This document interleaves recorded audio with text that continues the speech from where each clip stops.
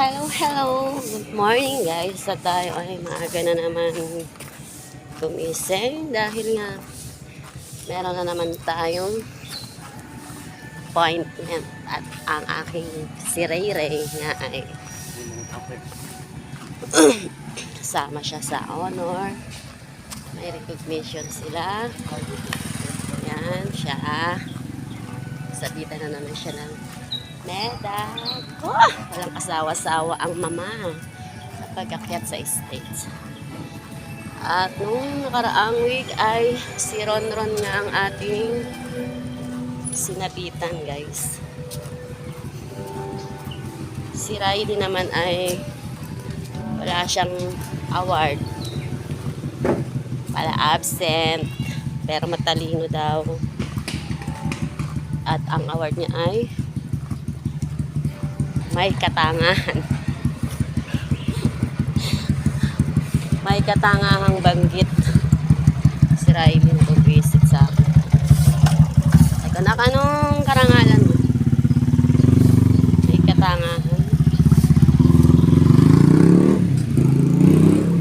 Pero matalino si Riley. 3 days lang pumapasok sa isang linggo. Tapos pagpasok niya, mas mataas pa yung exam niya sa mga kompleto ang pasok. Diba? Lagi nga siyang sinasabi, oh, si Riley, 3 araw lang pumapasok sa loob ng isang linggo, pero mataas pa ang test kesa sa inyo, kompleto kayo. At yun, matalino si Riley. Kasi ang grade niya, puro line of 8, walang line of 7. Hindi ko nga kinukuha ang card nun kasi akala ko 75, 76.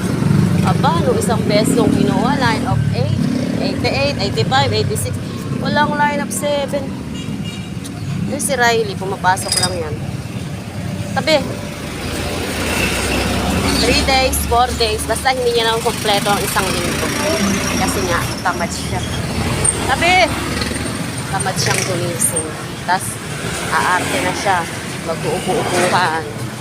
Gagano-gawa na yan sa umaga. Pero maaga siyang gumigising. Pala maglalakta. Pero matalino siya.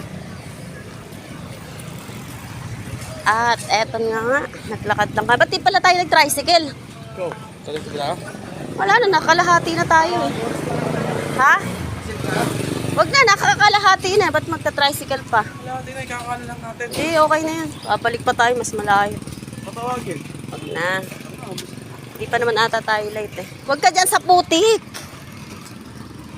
Dito sa Highway 2000 ako. Daming truck, daming putik. Okay, bye!